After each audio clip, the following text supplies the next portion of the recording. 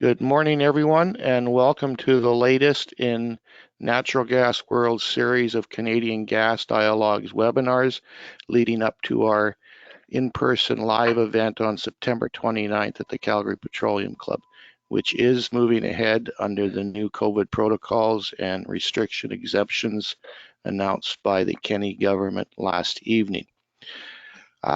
Today's webinar is looking at innovation, and I am coming from my home office outside Calgary, and because of innovation, we can do that these days, and we've been doing that for the last 19 or 20 months. It seems like forever. But in the spirit of reconciliation, I'd like to acknowledge that I am living and working and occasionally playing on the traditional territories of the Tsuut'ina and Stoney Nakoda First Nations, of the Blackfoot Confederacy, which includes the Kainai, Piikani, and Siksika First Nations, and also the Métis Nations Region 3. With that, I would like to turn things over to Julie Gaudreau, who will moderate today's webinar, and who's coming to get who? And I will be back at the end of the webinar to wrap things up. With that, over to you, Julie. Thank you, Dale. So good morning, everybody. My name is Julie Gaudreau, as Dale mentioned. I'm the Executive Director, IGRC 2024, which is the International Gas Research Conference that will be held in Banff in 2024. So for those who don't know what it is a signature event for the global industry to discuss research, development, and innovation. So just to give you some context, the Canadian Gas Association was selected to host the conference by the International Gas Union. This is the industry association, which represents the global gas value chain. And we want to make the conference all about innovation. So from now until IGRC 2024, our efforts will be focused on ongoing activities to drive the dialogue in a favorable way for the sector. Hello, Paul. And our objective is simple. We want to profile and enhance natural gas innovation through the gas value chain. So we're going to do that domestically and on the global stage. So we want to build momentum leading up to the conference. And to do so, we're working with trade associations at upstream, midstream, downstream. We're also engaging with other industries to have an ongoing conversation around innovation. And in preparation for the Canadian Gas Dialogue on September 29th, we wanted to have today like a quick spotlight on the state of innovation across the value chain. So I'm delighted to have with us today 3 VP from the associations that represents the value chain. So we have Shannon Joseph, VP Government Relations and Indigenous Affairs at Canadian Association of Petroleum Producers. Hello, Shannon. Hi. We have Jim Campbell, VP Business Environment at Canadian Energy Pipeline Association. Good morning, Jim. Good morning, Julie. Thanks for having me. Pleasure. And my colleague, Paul Cheliak, VP Strategy and Delivery at Canadian Association. Hello, Paul. Hi, great to see you all. Thanks, Julie. Thanks. So we have a number of questions for them as we prep for the Canadian Gas Dialogue and as we begin to roll out our IGRC 2024 agenda. So I'm going to start with Paul, my colleague, with my first question. So Paul, I'd like to hear your perspective on what can the upstream, midstream, and downstream do to collaborate and drive further natural gas innovation? And maybe another question as well. So what specific markets hold the most opportunities? Over to you, Paul. Great, thanks, Julie, and thanks so much for pulling this together. IGRC is an exciting initiative. As an association, we are fully supporting your quest to deliver a world-class conference in Banff in 2024. And so for all those on the line today, we very much look forward to seeing all of you in Banff. So, maybe I'll start with an initiative we created at CGA in 2016, and that's our Natural Gas Innovation Fund. And for those not familiar, it started out as a granting organization. And so what NGIF does under its granting capacity is it works with early stage technology companies. And it grants dollars to pre-commercial gas technologies, and it aims to get them into a commercial readiness status. So that carried on for 2 to 3 years, and then it was realized that there's more to this than just granting. And so excitingly, NGIF launched 2 new initiatives, both a venture fund, and they've raised $50 million for that venture fund, which is actually taking equity positions in technology companies. Further to that, NGIF has launched an emissions testing center. So this is a state-of-the-art, really interesting project in Alberta where technology companies can collaborate at an actual wellhead site to trial and test different system technologies and really look at it on the ground to say, how do these technologies perform in the field? And what can we learn by collaborating with other technology companies at a single site? So that's sort of where we're at with NGIF. What's unique about it, Julie, is that it is the first, as we know, technology fund in the world that spans all the way from wellhead through to the burner tip and capturing carbon capture, utilization, and storage. And so that kind of collaboration between producers, midstream, and downstream companies is really part of the secret sauce of NGIF. And perhaps one of the most interesting things we've learned is what matters to the upstream also matters to the downstream. What matters to the downstream also matters to the upstream. And if you asked us 5 years ago, do you think producers are going to have a keen interest in downstream technologies? We probably would have looked at that and said, maybe not. But surprisingly, in a good way, we're seeing that across the value chain, there's these common threads of interest. And hydrogen is one, CCUS is another. And so we're really excited about that. And so John Adams runs the Natural Gas Innovation Fund, and I encourage people to take a look at that. In terms of markets, I mean, look, for utilities, residential and commercial markets are fundamental to what they do. We have 20 million customers across the country. And so ensuring that those markets are well preserved and their needs are met, for us, that's a real key focus.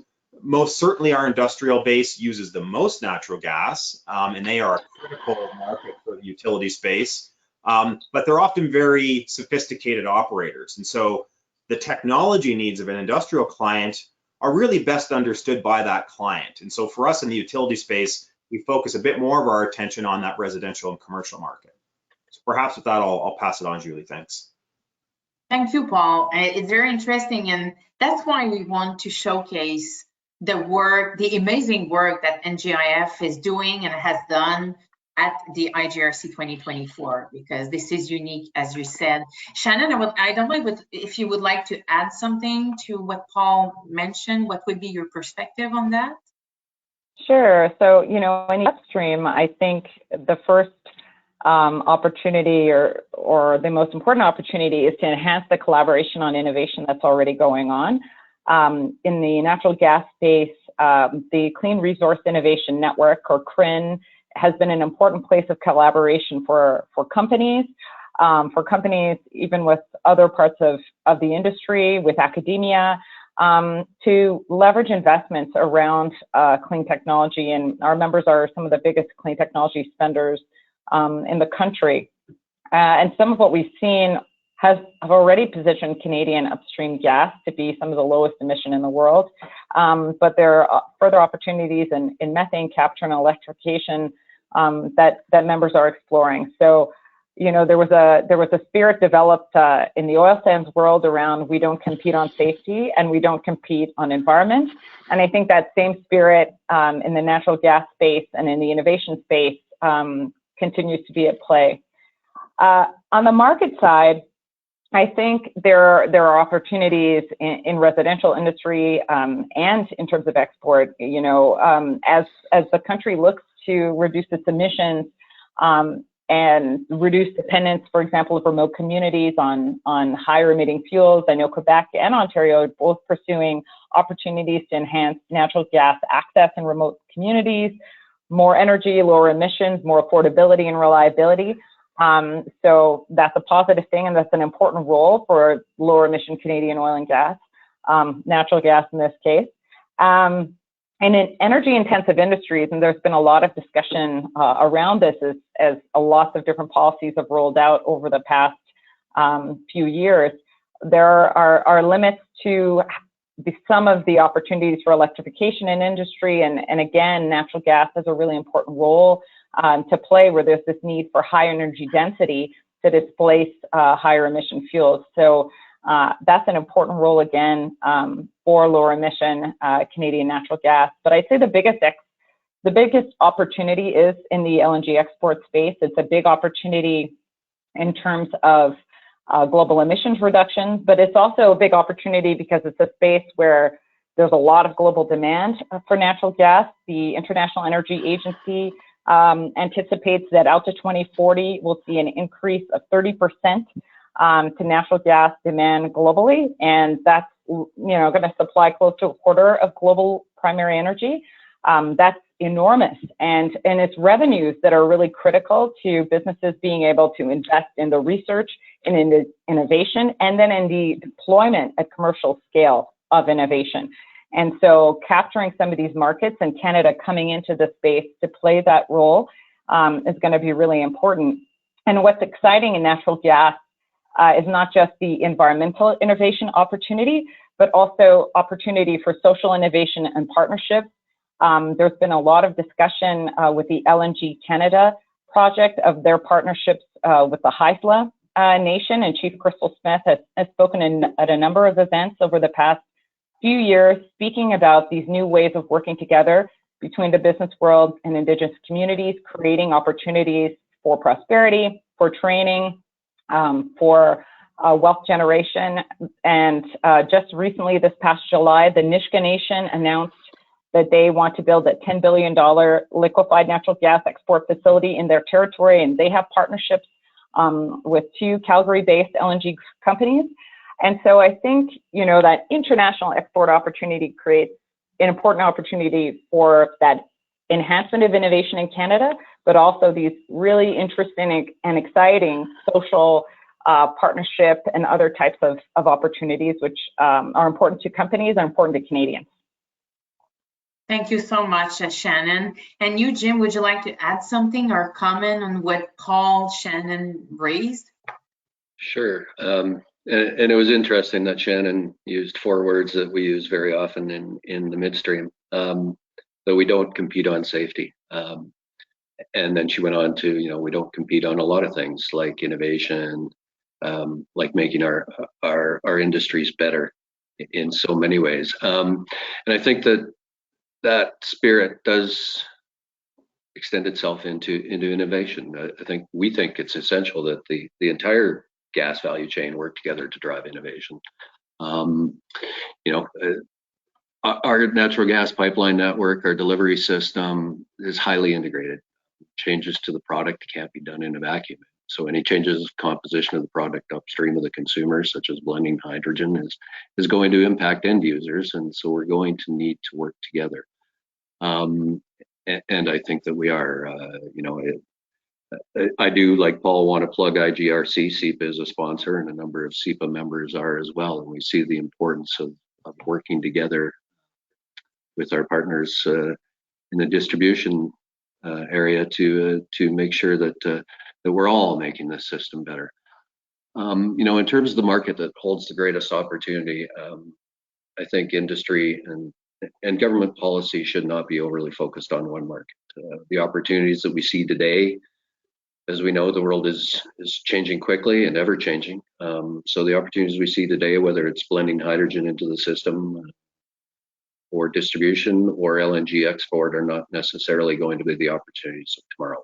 we need to be able to respond quickly to changes in the market and advancements in technology. And I think probably later on in the discussion, we might get into the role of regulation and government policy in enabling our industries to respond to those opportunities quickly. Thank you, Jim. I'll stop there. That's fine. That's fine. So it's very interesting. Like everybody is talking about, we do not compete, but we work together to drive innovation. And I can see that with the IGRC 2024 with our planning. So thank you all for working together and working with me to make that a huge success. So my next question would be to you, Shannon. What do you think is the single barrier to the biggest barrier to natural gas innovation, and what would be the top solution? Just unmuting myself there. So, I think an important barrier to innovation today is just around certainty in the business environment. As I, spoke to earlier, in order for companies to invest in innovation, to deploy innovation at commercial scale, we need investors to believe in what we are doing and what we can do and what those products and technologies can do for Canada and for the world. And I think that we need to work together as industry. We need to work together with government to correct any perceptions in the international marketplace, in particular about our desire as a country to see some of these opportunities, to see some of these international opportunities. I think there's also a lot of work for us to do around creating a less politicized business environment. A lot of the important processes for technologies moving forward and being deployed, for infrastructure being developed, that's really critical to some of these changes, including some of those future switches that Jim mentioned, like hydrogen, is getting that infrastructure developed. And right now, these places become a place of policy debate instead of discussions about the merits of the project and the merit of the opportunities they create. And so there's more work we can do there. And, there's a lot of changes going on in terms of countries and in terms of Canada, raising ambition around climate. And a lot of our systems are designed based on, for example, a $50 a ton carbon price, which may now go to a different level. And so being able to stay on top of those things, to have crediting systems that work, all of these things are going to be really important to businesses having the certainty to know, okay, these are the mechanisms I can use to make the economics of my innovative project work so that I can have confidence to move forward, make those investments and deliver those kinds of results. And, even though the world is changing a lot and there's lots of different policies going on internationally, there's lots of things that we can do to make those domestic systems clearer and better, and to send those better domestic signals. Thank you. Paul, I thought that, yes, go ahead, Paul. Yeah, I was just thinking, in terms of the innovation space, the innovators that we've talked to over the years, Julie, have said to us, our single biggest challenge is process. And some cases, these people are quite literally in their garage working on a next generation technology.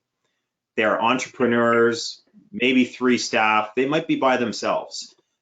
And when they go to any website, be it government or industry, and they click open the application form, it's daunting, right? It's 40 and 50 pages, and that's to secure a couple $100,000. And they're thinking, I don't have time to do that.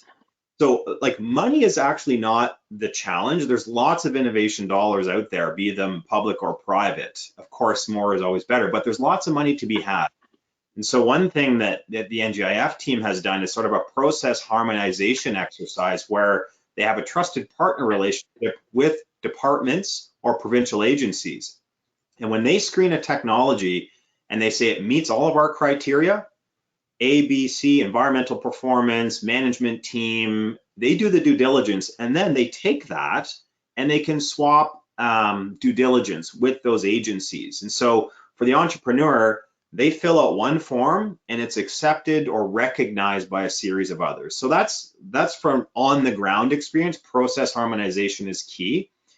For the industry, I think our biggest thing is let's tell the stories from a human perspective, right? And I remember meeting with a senior decision maker and said, we're from the natural gas industry. He said, oh, you're the industry that likes to confuse people, right? You talking gigajoules and M cubed and MMBF, like all these kind of things. And it's partially true, right? So how do we tell the innovator's story such that it resonates with Canadians? And so whether it's a new fireplace or a new natural gas truck or an LNG liquefaction technology, how do we take a page out of the consumer products industry and actually show people using technologies, people adopting technologies? You think of the new iPhone that was released last week. We don't have that budget, but they make a spectacle and a show out of it, right? And they connect it to the human, to the consumer. And so I think there's something we can learn from that when we're trying to talk about innovation and pursue innovation and communicate innovation. Let's talk about the people using the innovation, not just the magical widget that might be a complicated engineering feat. So that's just some feedback for the discussion. Jim, would you like to add something? Because I think like tell the story that kind of Canadian and move away from industry focused jargon. I think this is key. I don't know if you would like to add something on that. Well, I might. I'll get there in a minute, but I think from the midstream industry perspective, and we tend to build big projects. So when I think about what's the biggest barrier that we face to innovation, or just the delivery, I think from a transmission pipeline perspective, the single biggest barrier we face is the complexity and inefficiencies in Canada's regulatory system and the impact it has on investments in the industry. And Shannon touched on investment and our reputation abroad as a place to put your money. I'm just looking at some data right now from a report we did in 2019, and the data we had, the last data we had was from 2016 for equivalent pipeline applications in the United States and Canada. Took more than twice as long in Canada to get an approval as it did in the United States. And we're seeing a lot of that now. Okay, so that's mega projects, and you could argue that well, there's not so much about innovation, but Paul and I had a discussion a number of months ago, and maybe he remembers it, about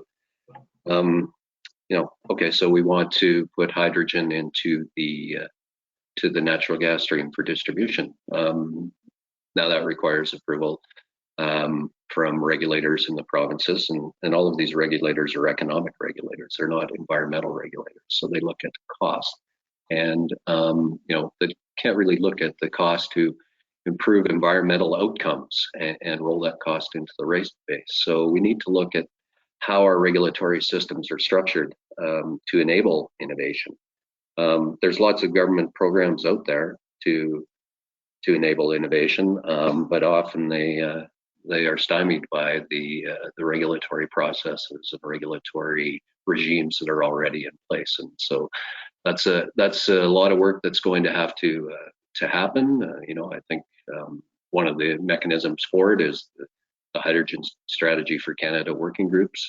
They're looking at that. And hopefully throughout the value chain, we can start to look at how we enable innovation for better environmental outcomes and help advance our industries. Thank you, Jim. Shannon, did you want to add something to what Paul said about telling the story in a way that will be able to be digestible for the consumer, the general public? No, I think the stories are key, and I think Paul has access to more human stories because he works more directly with customers.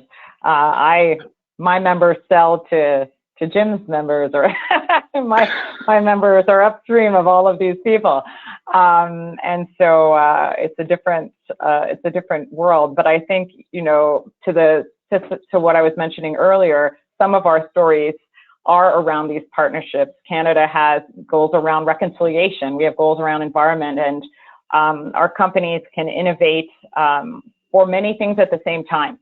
And we are doing transformative things on environment. We should be talking about that. We should be talking about the way energy has changed lives, and it can change lives overseas, and that role Canada can play. But, you know, these partnership stories that I was mentioning, whether it's with the Haisla or whether it's with between some of our companies and the nations here in Alberta, these are important parts of transforming and creating the kind of society and innovation we want. And so I'm there with Paul. Thank you, Shannon. So let's move on with my next question. So to Jim, so from your perspective, have net zero emission reduction targets changed the scope and nature of the innovation investments across the gas value chain? Yeah, I think they have. You know, in our sector, there have been numerous announcements by CEPA members and others on projects that are going to make significant contributions to achieving Canada's net zero ambitions. And it's important to note that many of these projects were announced prior to the government making any official net zero commitments. Companies across the natural gas value chain are leading the way in innovation in space, and you know, environmental action leads to better economic outcomes for these companies as well. So we didn't necessarily need the push from government, though it helps.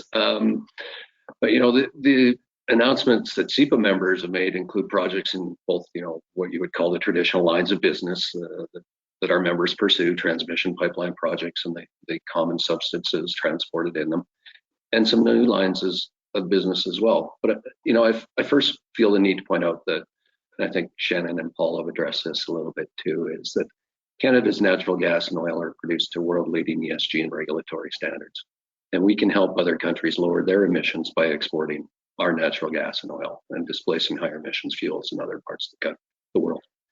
And one way to do this, Shannon definitely mentioned this, would be to build more than one LNG plant on Canada's coast, and you know, from a selfish perspective, maybe some new pipelines too.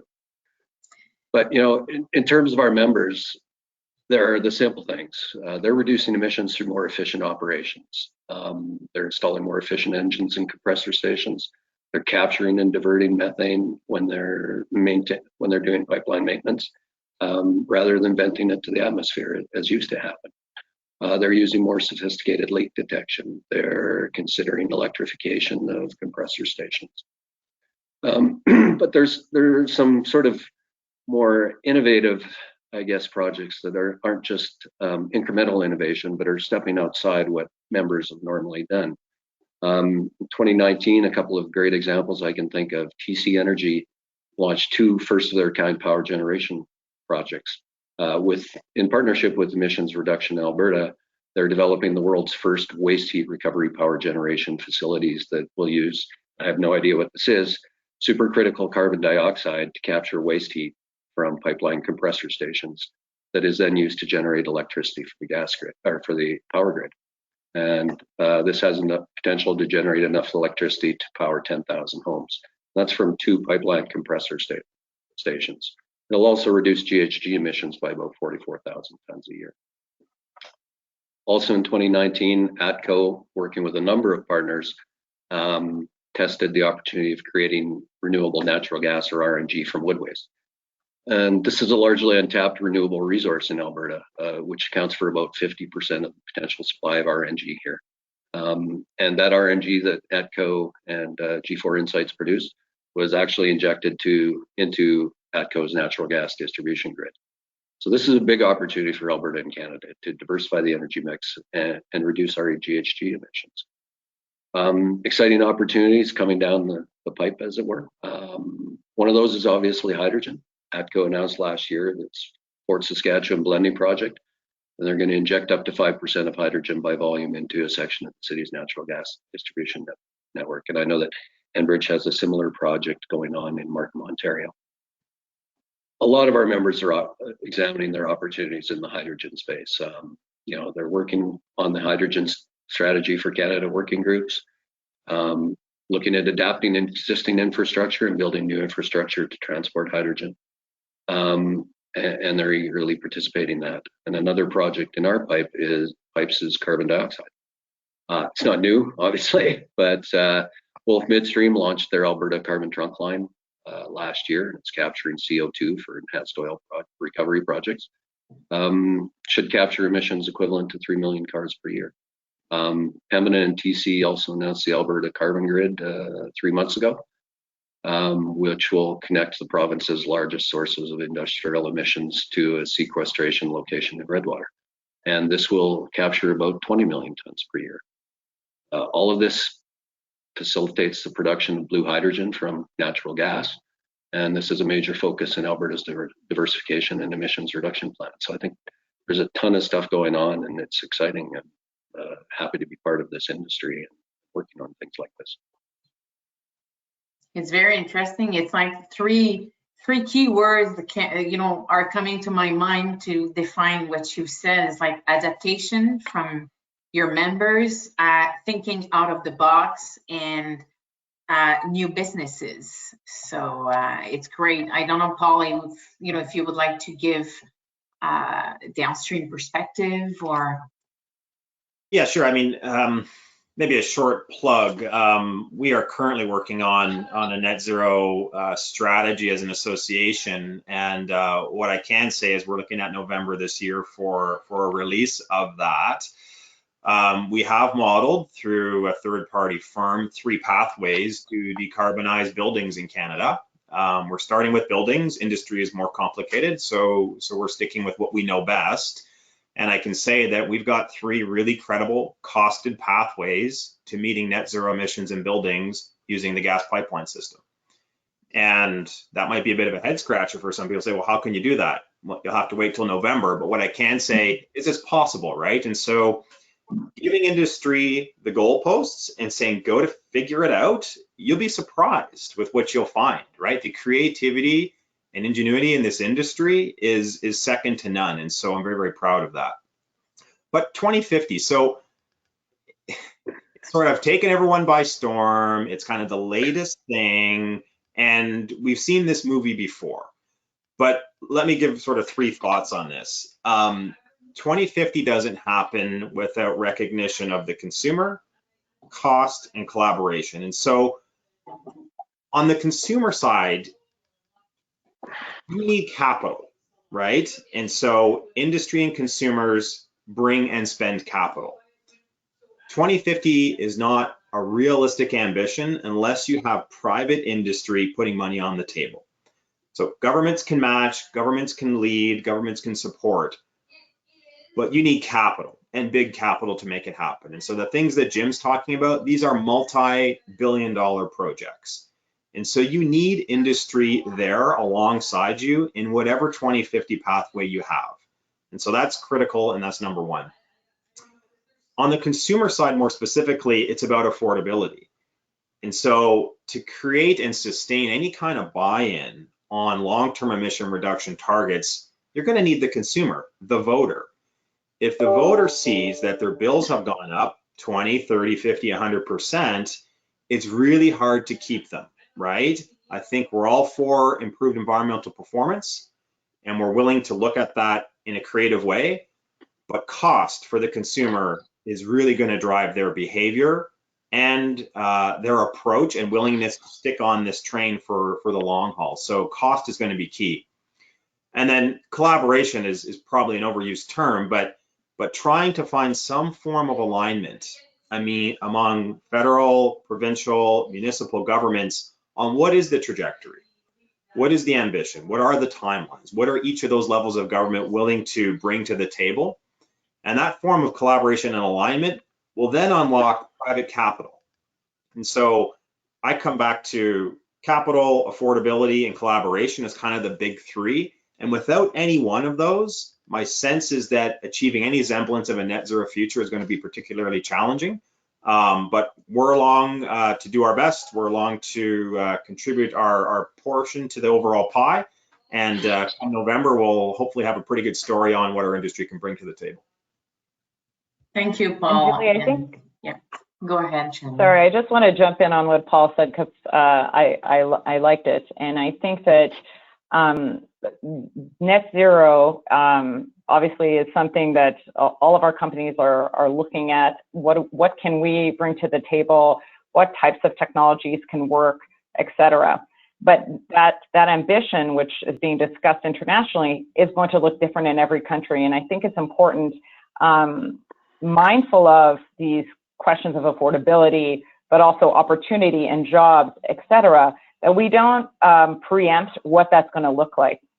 You know, the government, well, I won't speak about governments because we're in an election, but the jobs and the technologies and the investments that Jim was talking about, that Paul's talking about, that my members are talking about in terms of what they want to do in their facilities, but also in other parts of their operation. As these drive down emissions, capture emissions, these are the green jobs. These are the jobs of the future that Canada wants. These are the things that are going to sustain us in creating the wealth to create the transformations we want to see. And so I guess what I'd add is, like, we need to make sure that Canada's approach to this pathway to net zero is unique, it's Canadian, and it builds on our strengths. Julie, can I?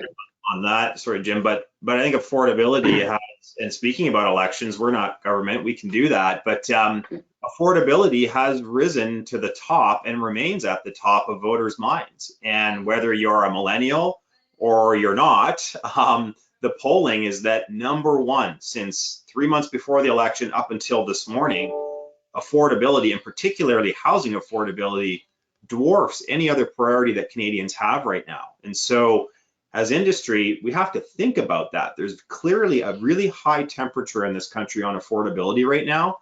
And for both industry and governments, I think we need to look very, very closely at that polling data and think about what that means as we develop our own corporate plans. So I just wanted to put a further note out there on the affordability side. And if I could, Julie, too, because affordability really struck me. And if you've been watching the news from Europe, Spain, various jurisdictions in particular, and what's going on in terms of electricity prices and electricity generated from natural gas. And you can say that there are geopolitical tensions there that maybe don't exist here in North America, but you know, I think that we need to, in order to ensure affordability for consumers, we need to not lock off potential sources of supply. We need to be providing responsibly produced Canadian natural gas to the world. I mean, what you're seeing in Europe now is that national governments are looking at taxing windfall profits from the electricity and natural gas producers because affordability is such a concern. And Paul just referenced that it's a concern for Canadians and presumably for Americans too. We can address those, and we can address those in an innovative way by bringing more supply to the table.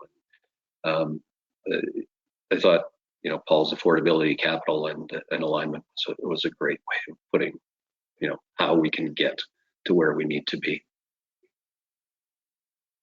It's very interesting, Jim, because I'm going to jump in as a moderator. Maybe I should not, but I'm a consumer. And we're, the four of us on the panel, we're all concerned about cost, because ultimately we're all consumer, and money that we spend on energy bill is money that we don't have for something else. So I think this is very interesting. I don't know if you would like to continue that conversation, or Dale, I know that you're on the background, but do we have time to answer any question?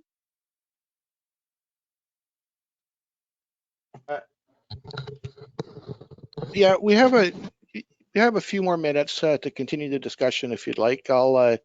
I'll jump in about 5 or 8 minutes and we'll start answering some questions if you'd like. Just a note to the audience to please feel free to post your questions in using the questions function, and we'll get to them in a few minutes. Thanks, Julie. Thank you, Dale. So fortunately, we still have time, so that's great. We can continue the discussion. So I don't know if you would like to continue the discussion on affordability, because I think this is key, or maybe something else that you would like to go deeper to, you know, continue like on some subject that have been touched. So I don't know, Paul, Shannon, or Jim, if you would like to jump in. Well, I've got a question for Paul, and I think he referenced it a bit earlier, but you know, Paul, when it comes to advocacy and communications, what can we as an industry do to position natural gas technology solutions and innovation with the average Canadian? I mean, you know, I can speak as, you know, the Pipeline Association. The biggest concern is what's inside the pipe, and there's a lot of misconceptions about what's inside the pipe. So I'm just wondering what, you know, you're closer to the consumer. How do we make Canadians comfortable with innovation? Yeah, it's interesting. Innovation is all around us, and whether it's the new flat screen TV that comes out, or the latest game that my kids download on their phone that I then invariably charge $5 for, but innovation is all around us, and maybe it's unique to the energy industry, maybe it isn't, but for so long we've had really complicated systems that we've tried to directly or indirectly or purposefully or unpurposefully just keep out of Canadians' eyes. You don't put the fork in the plug, you don't do things with gas systems. Like, there's reasons we have systems that are largely kept out of Canadians' lives. And that's because safety is our first and foremost job every day. But at the same time, we have to communicate what those systems do for people's lives. And so that, I think, is the trick, right? Is how do you get people interested without being too interested? And so we did some polling, Jim, and what it showed us was that 80% of Canadians are familiar with natural gas. They know that it exists. They kind of know what it is. But 70% of those would like to know more. And so that struck us, that people know what it is, but they don't know much beyond the word natural gas or the words natural gas.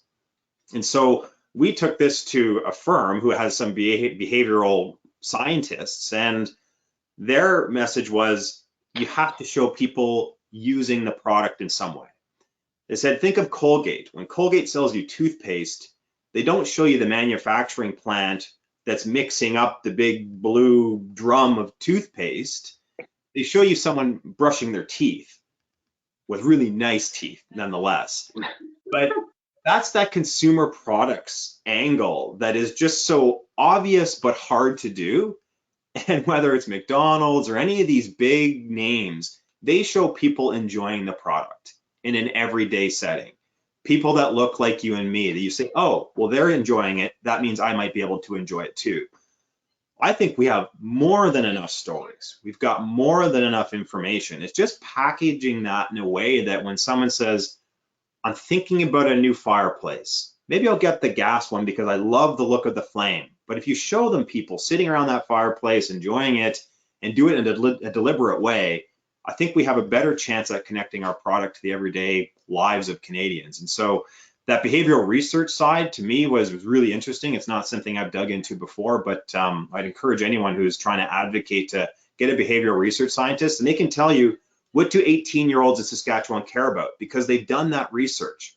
What do 55-year-olds in Quebec care about, because they've done that research, and you can really target your message to certain facets of Canadians, should that be part of the plan.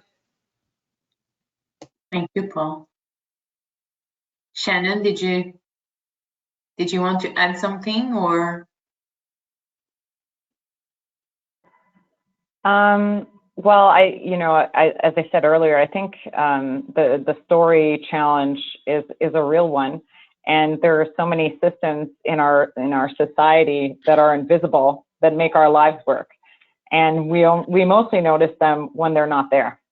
And so, but I do think at the same time we have those strong stories. I think in the upstream, because a lot of our opportunity is international,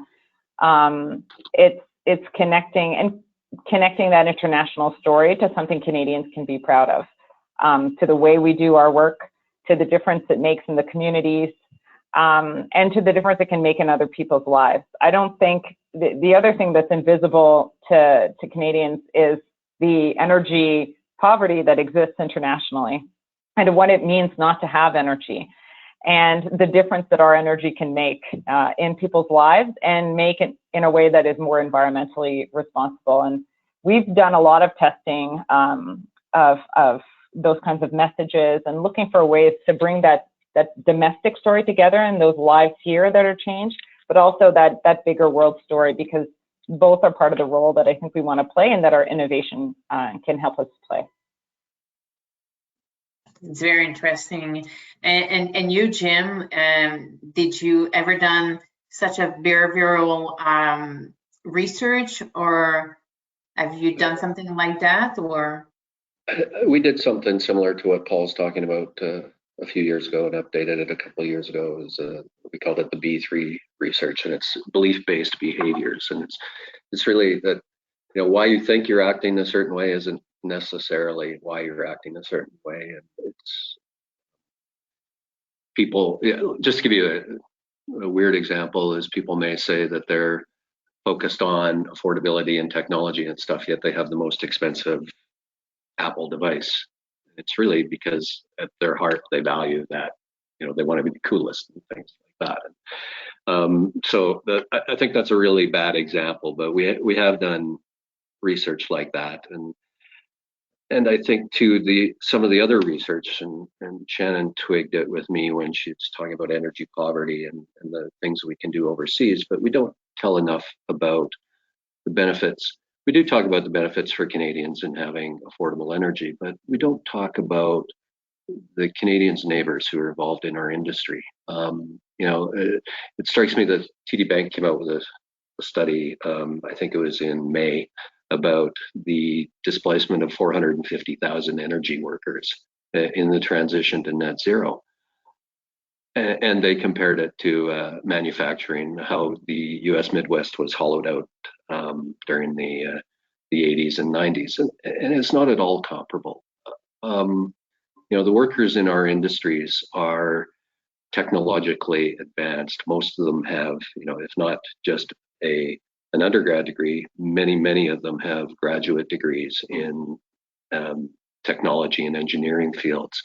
And you know, as our industry evolves and we move towards net zero, and we are implementing these exciting projects we've all been talking about, those people are going to drive that. We're not going to be displacing energy workers on a large scale. We're not going to be reskilling them, or need to reskill them, I don't think. But what we don't do a great job of is making Canadians, they see us as faceless corporations who, you know, make windfall profits off high energy prices, but you know, they're not aware of, you know, the hundreds of thousands of direct jobs in the industry and the millions of indirect and induced jobs, and the impacts that their neighbors, you know, they may not have any connection to the energy industry at all other than paying a bill, but their neighbors probably do. And we aren't telling that story well enough, and talking about, you know, how their friends and neighbors are benefiting, and how, you know, we're helping the economy hum along.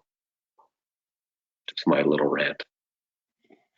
no, it's great. And I think that if we go back to innovation, it's always a good, you know, it's a good way to talk about stories, about entrepreneurs, startups, about, you know, what we're trying to achieve. And it's a positive way to showcase what we're doing, and how we are part, not that we want, but we are part of the solution. So that's why I think that it's key. And if I go back to IGRC 2024, this is going to be a great way to showcase all the hidden gems in Canada and elsewhere, what we're doing in terms of innovation, gas innovation. So I don't know, Dale, if you would like to go with some questions, or if we would like to conclude. No, we've got actually a fairly long list of questions here. I will ask them of the panel in general, unless I recognize something that might be specifically applicable to one or the other of you. The first one is there was mention of barriers and much that is going on in the gas innovation space to overcome those barriers.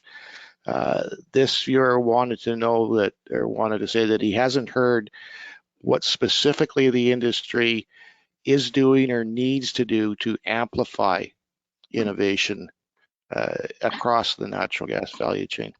So let's, I guess, start with Paul first and go from there. Yeah, Dale, thanks for that. What the natural gas innovation does is it brings a series of major natural gas utilities around a single table, and it puts a single set of technology options in front of that group. That group looks at them as a group. They decide as a group, they fund as a group, and so you've got millions of potential customers represented by that group of utilities. And so that's a great way of putting a technology into the funnel, right? Because you have multiple receptors who are ultimately your deployment agents as well. So that would be one. And again, the other is just the sharing of information between the upstream, midstream, and downstream through the Natural Gas Innovation Fund. So you might be a technology that's dealing with methane, and you've designed your widget to detect methane leaks on a pipeline in the downstream, but all of a sudden we realize that parlays really well to a well site or to a transmission gate station or somewhere along the system that isn't where it was initially intended for. And so we're kind of stretching these entrepreneurs in some cases to think about how do you deploy your technology, not just where you initially designed it for, but into the other parts of the value chain. So I think through that sort of collection of corporate parties sitting around a common table, looking at common technologies, that's a way of getting the technology into market faster, and also looking at whether it's bulk buys or bulk deployments. That then helps the entrepreneur scale quickly by increasing manufacturing order sizes and driving costs down. Those are a couple thoughts. Okay, thanks. Shannon, this one might be somewhat up your alley.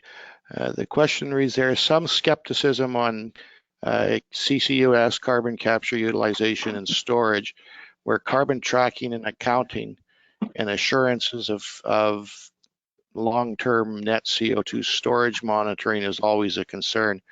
Are there innovations on the software side working on standardizing and tracking carbon through the CCUS process and improving or automating monitoring of CO2 that is stored underground?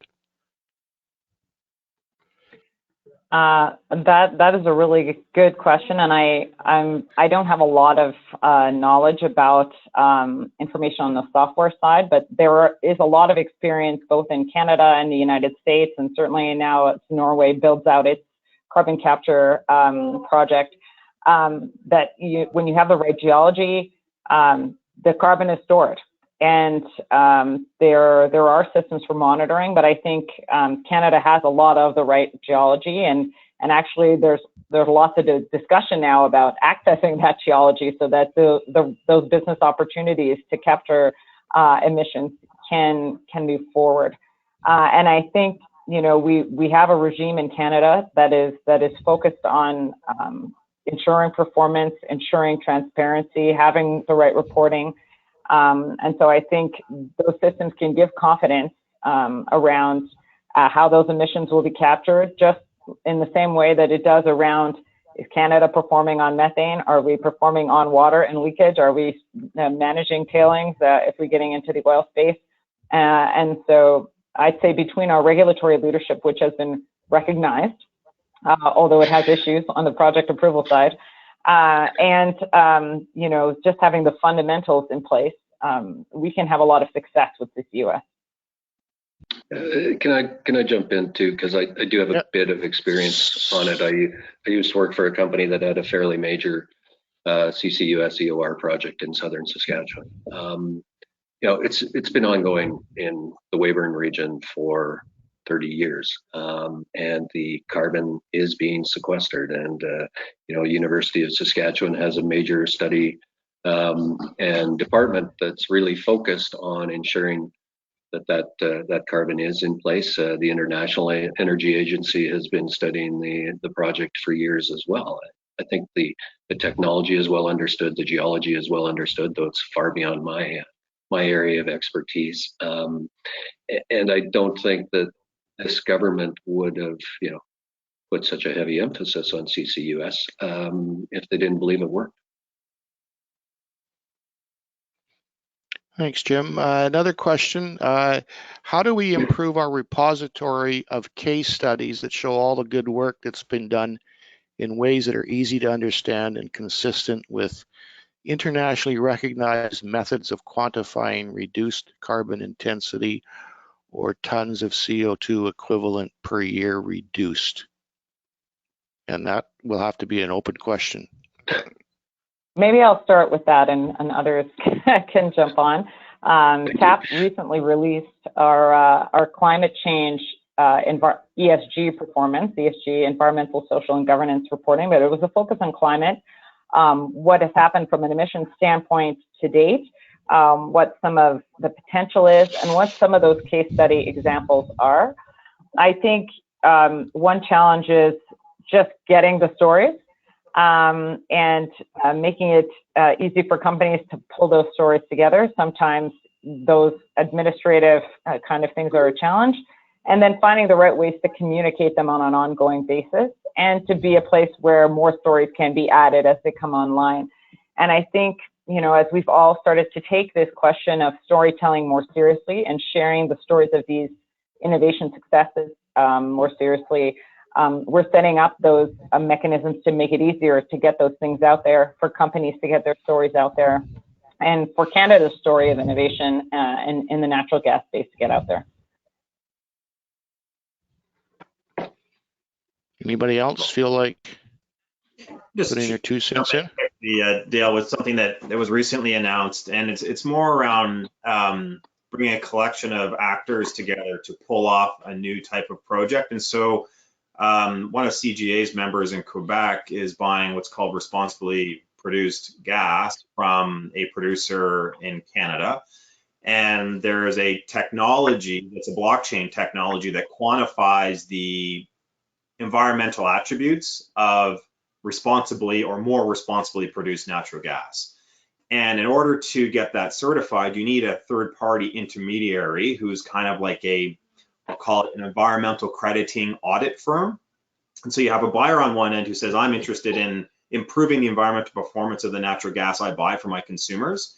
You have a producer that says, I'm willing to invest some money to take some extra steps to go above and beyond. You have a technology company who's facilitating the blockchain, but then you have an auditing firm that's involved to make sure that from wellhead to consumer, everyone is doing exactly what they say they're doing. And so this is kind of a new space, right? Blockchain for environmental performance of responsibly produced natural gas. Not something I'd ever thought of before until we started hearing about this company. So to whoever asked the question, you might want to look into that kind of thing. The RSG, as it's called now, or responsibly produced gas. It's a pretty innovative space, and there's lots of great companies out there that are looking at certifying product on a go forward. Thanks, Paul. We've got 3 more questions here, and we've got 2 minutes to our 1 hour mark, which isn't really necessarily important, but affordability was mentioned, I think, by Jim, which is obviously a huge concern. Could we also view it as a blessing in disguise, as it might help us in our drive for innovative, more efficient, but more expensive technologies? Well, I guess Paul mentioned affordability first, but I'll go first. Okay, sorry. No, that's fine. I was trying to deflect, but yeah, I mean, we're going to have to figure out a way to meet Canada's ambitions to reduce emissions, and yet still, I mean, the IEA, every reputable source says that natural gas will be a major part of the energy supply for decades to come. And unless we can figure out a way through, technology and producing it, technology and transporting it, technology and distributing it. You know, adding things like hydrogen to reduce the carbon footprint. But unless we can find a way to do all those things in an affordable manner, I think we're probably, here in Canada at least, going to be cold. I don't know if I'm really answering the question or if I understood it completely, but you know, necessity is going to drive innovation. And it's going to drive it throughout the value chain and ensure that we continue to deliver affordable natural gas for Canadians and for people outside of Canada. Yeah, I'd say I'd want to think about that one on a deeper level. If you think about the consumer, if Subway goes to $20 for a foot long, I'm not going to Subway any longer, even if the price goes back down to $7, because I'm just going to think, well, it's going to go back to 20 as soon as I start buying from you again. And so I get that higher prices can drive innovation, but I think we need to be really careful about the effect of higher prices on consumers and what that means for your long-term reputation. And so I get the point. I'm just not sure that higher prices are needed for innovation. Innovation is happening in this industry when gas prices were $1.50, and they continue to happen when gas prices are where they are today. So I'm not sure price is the driver for corporate innovation. So I'd want to kind of think deeper about that question. Okay. We have one more question, and it's, sorry, Shannon, go ahead. Well, I was just going to add that the whole notion of affordability gets at the fact that solutions need to be adapted and are about trade-offs. And the cost, affordability, technology, trade opportunities, all of these allow us to tailor a pathway to whatever our climate ambition is. That balances these things. And I think now that we are getting clear about where we want to go on the emissions front, now we can actually get into, well, what does it take to get there? And what is that going to cost? And what kinds of infrastructure are needed? And what does it mean for consumers? And to get those things out there, I really appreciated a study that, two studies that the Ontario Energy Association did, both around kind of the use of natural gas and electricity and around pathways to net zero, because they really tried to dig into that. Okay, let's cost this out, let's put numbers to this, and let's have a conversation around pathways. And so affordability is just one important piece of the conversation now that we need to have in terms of pathways. Thanks, Shannon. And actually, that feeds almost directly into our final question here, and it revolves around the pursuit of net zero and what the costs to consumers will be. Companies have been reluctant to provide details of what those costs could be for fear of seeming to be opposed to the targets rather than realistic about the targets. But as affordability is the #1 public issue right now, and if the risk of energy costs running a lot higher because of those costs, people could get angry and the innovation agenda will be set back. They'll just say, well, we don't want to do it. How do you create a more open conversation about what the cost of achieving targets like net zero will be? And again, an open question, and that'll be the end. I think we have to start to demand cost transparency, Dale. And the reality of that is it's hard, it changes, and it's often scary, right? And if you think about a runway to net zero and what might need to be done, there aren't actually as many years as you might think. We costed out electrification of 60% of the gas system in Canada about 2 years ago, and it was between 800 billion and 1.4 trillion. And so, you know, that's just doing 60% of the gas load, and you divide that by 30 million Canadians, and you come up with a pretty hefty number in terms of what an average bill would go up per year. I think it was $3,000 to $4,000 per household. And so that's significant. But these costing scenarios take time, technologies change, and so you constantly have to update them. But I think the biggest thing that we all can do is just demand of ourselves and of our governments to be as transparent as possible on this. I don't think Canadians are scared of it. They just need to know, right? And you can make an informed decision once you know. But until you have the sticker shock, where do you start from, right? Where do you go? And so I think we need to have that initial sticker shock and figure out ways of mitigating that, bringing it down, but we haven't had that yet. So over to Jim and Shannon on this one. I mean, I think that some of the concern around not wanting to get into the cost piece, to not avoid being perceived as not supporting the overall goal, is anchored in, I think where the policy issue has lived for a while, which is around persuading people for action. And I think that we're all persuaded, and the policies are in place, and we have come to action now. And action involves people's lives very directly. Energy is in everything that makes our quality of life possible here and in other parts of the world. It drives every tractor, that cultivates every field, that puts food on every table, that heats every home, that mines for whatever new, products we want to create in terms of new technologies. And so we have to take the conversation out of a space of, policy debates and issues and into the practical. And into the people, and have lots of voices at the table. This isn't about what companies want or what governments are talking about. This is about everyone's lives and how they will change, and what trade-offs we want to make, and how we will bring those prices down. And I think nothing will be achieved if we don't have those conversations, because you can't sneak in a change like that. This is everywhere. I think that was really well said by both of you. I think the biggest fear that most people have is the fear of the unknown. And so far, we as corporations, we as policymakers, we as industry haven't been willing to talk about the real cost of these things. But the polling says the Canadians want action on climate change. They want to reduce emissions. So we need to tell them the real cost of that, and they will make those choices, their choices, based on factual information. But right now, I think they have fear of the unknown. They're scared. So we have to deal with that, and deal with it soon.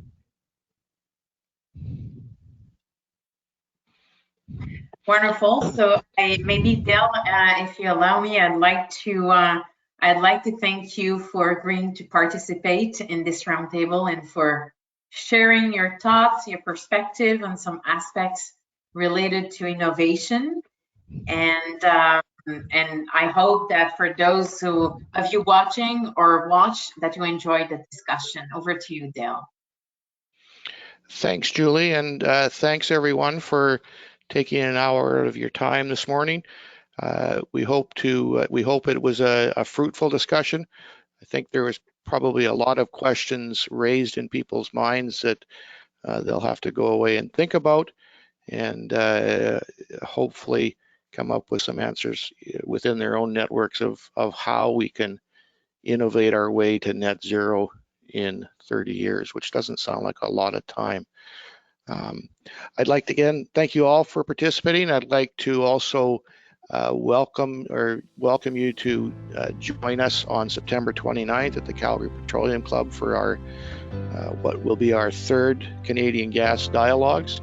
It will be a live in-person event, and it promises to be a fairly good discussion on a wide range of topics. Please go to www.naturalgasworld.com to read more about the Gas Dialogues platform and conference. And with that, I would like to thank Julie, I'd like to thank Jim, Shannon, and Paul, and we will see you in a couple of weeks. Thank you. Thank you, Dale. Thank you. Thanks, Jim. Thanks, Shannon.